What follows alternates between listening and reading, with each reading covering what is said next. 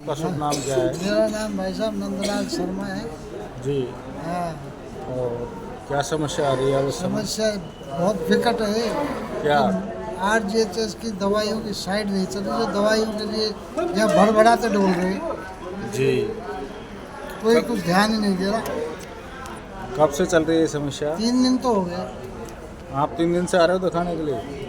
हाँ, मैं तो आज ही आया हूँ, लेकिन यहाँ तो 3 दिन हो गए बता रहे लोग बाग। अच्छा, लोग बागों ने यहाँ बताया। 3 दिन पहले के पड़े हुए हैं यहाँ। जी। तो क्या होना चाहिए? ये बंद होनी चाहिए या चालू रहनी चाहिए? भाई या तो इसको बंद ही कर दो। हाँ। जो बंदे तो नहीं कर्मचारी, जी। पहले जो सिस्टम था वही कर दो। हमारा तो डायरी वाला है, वही बढ़िया था भाई। आपका पूरा एड्रेस क्या है? मेरा पूरा एड्रेस है साहब नंदलाल शर्मा, हाँ। रिटायर्ड लैब टेक्नीशियन, जी।